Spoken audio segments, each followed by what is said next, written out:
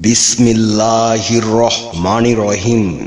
বিশ্ব আধ্যাত্মিক জ্ঞান সঞ্চার দরবার শরীফের প্রতিষ্ঠাতা আমার মুর্শিদ কেবলা গাউসুল আজম শামীম আলী চিশতির দরবার হইতে আমি অধম শাহ আলম আপনাদের সকলকে জানাই আন্তরিক শুভেচ্ছা ও অভিনন্দন।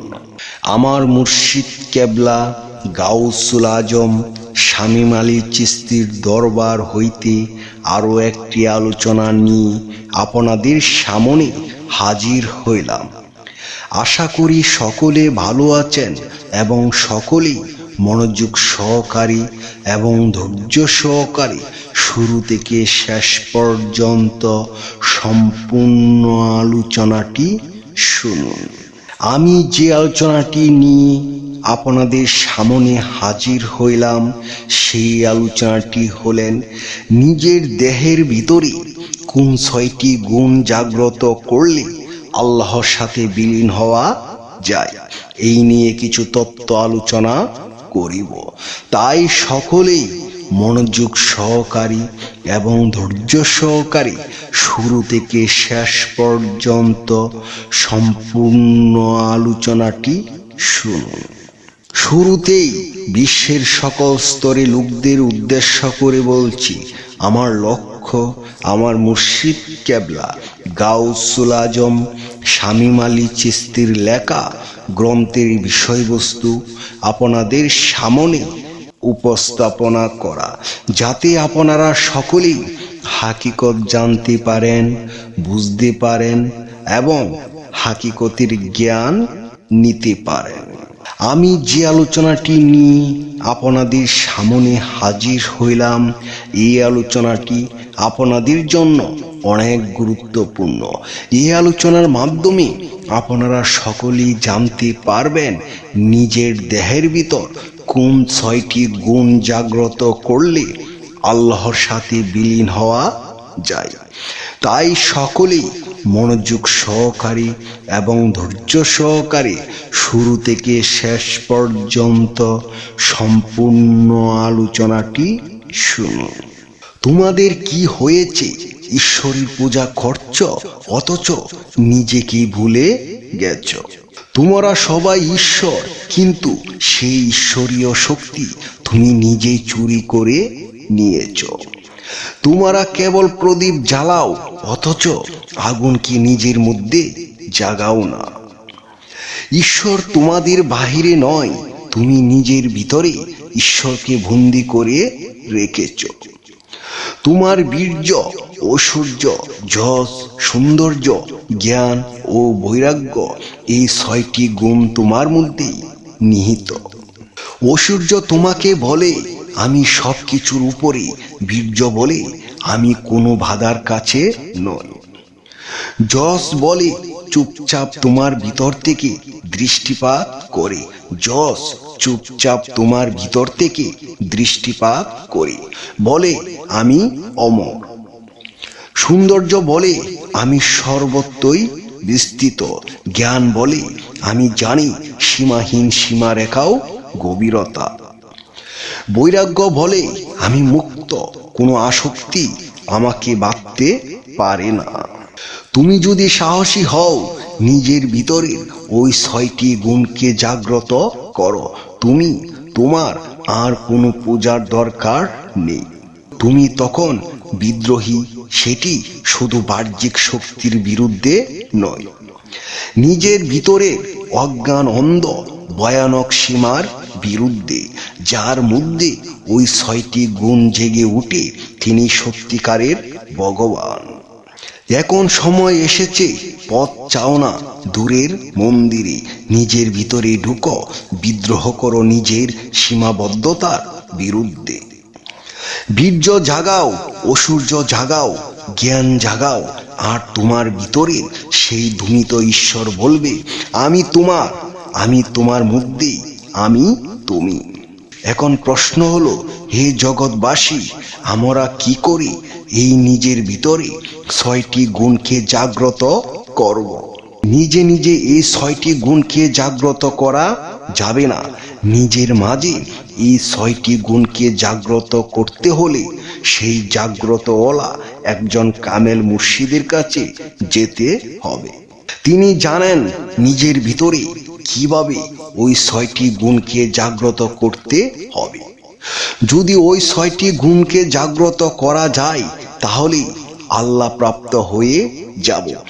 আমার আলোচনার সর্বশেষ মূল কথা হলো নিজেকে চেনা ও জানা। নিজেকে জানা মানে শুধু নাম, পেশা বা রূপ জানা নয়, বরং আত্মার উৎস, উদ্দেশ্য ও শেষ গন্তব্য। যে নিজেকে চিনতে পারলো সে তার রবকে চিনতে পারলো, আর যে রবকে চিনতে পারলো সে প্রকৃত মুক্তি ও শান্তি লাভ করলো। নিজেকে নিজে চেনা যাবে না, তাই নিজেকে চেনার জন্য একজন চেনা লোক প্রয়োজন, আর সেই চেনা লোকটি হবে একজন কামেল মুর্শিদ। মনে রেখো, তুমি হাজার হাজার বই পাঠ করে মহাপণ্ডিত হয়েছ, অথচ তুমি কখনো তোমার নিজ দেহকে পাঠ করোনি। তুমি বহুবার ঈশ্বরকে পাওয়ার জন্য মন্দিরে, মসজিদে ও গির্জায় দৌড়িয়েছ, অথচ তুমি কখনো তোমার নিজের হৃদয়ের গভীরে তাকিয়ে দেখোনি। হে জগৎবাসী, মনে রেখো, অপবিত্র আত্মা জমজমের পানি দিয়ে গোসল করলেও পবিত্র হবে না, যতক্ষণ পর্যন্ত কামেল মুর্শিদের কাছে বায়াত না হবে। মুর্শিদ ব্যতীত পরিশুদ্ধ হবে না তোমার অপবিত্র মন, কারণ পরিশুদ্ধ আত্মা বিনে পাবে না স্রষ্টার দর্শন। আকাশ পাতাল খুঁজে কেউ পাইল না মাওলার সন্ধান, কামেল পীরের কাছে গেলে দেখাবে তার আসল স্থান। হে জগৎবাসী, আমি অদম শাহ আলম সকলের উদ্দেশ্য করে বলছি, আমাদের সকলের একজন কামেল মুর্শিদ প্রয়োজন। যদি কোনো কামেল মুর্শিদের সন্ধান না পান তাহলে ইউটিউবে যাইয়া শামীম আলী চিশতি লিখে সার্চ করেন, তাহলেই পেয়ে যাবেন একজন কামেল মুর্শিদের সন্ধান। সকলেই দেখুন একজন কামেল মুর্শিদের রূপ সুরত কিরকম হয়, সকলেই শুনুন একজন কামেল মুর্শিদের কণ্ঠ কিরকম হয়, যাকে দেখলে আপনার ভিতরে প্রেম জাগ্রত হবে, যার কণ্ঠ শুনলে আপনার হৃদয় শীতল হবে। যদি ভালো লাগে তাহলে বিশ্ব আধ্যাত্মিক জ্ঞান সঞ্চার দরবার শরীফে চলে আসুন। আমি আমার মহান শিক্ষকের শিক্ষা অনুযায়ী যতটুকু শিখেছি, হয়তো কিছুই শিখতে পারি নাই, তারপরেও যতটুকু শিখেছি আমার মহান শিক্ষকের কাছ থেকে। আপনাদের সকলে নসিবেও এমন শিক্ষক মহান আল্লাহ তাআলা দান করেন, যার ভিতরে কোনো অহংকার নেই, যার ভিতরে কোনো অহমিকা নেই, যার ভিতরে কোনো হিংসা নেই, ছোট বড় কোনো ভাজ বিচার নেই, সবাইকে সমান তালে ভালোবাসা প্রদান করেন। তিনি আর কেউ নন, তিনি হলেন সোনালী চন্দ্র রূপ লাভ করা আমার মহান পীর কেবলা জান গাউসুল আজম শামীম আলী চিশতি কামেলে মুকাম্মেল। জয় গুরু, জয় সুফিবাদ, জয় হোক পাক পাঞ্জাতন, জয় হোক বিশ্ব মানবতার, সুখী হোক সকল জীব।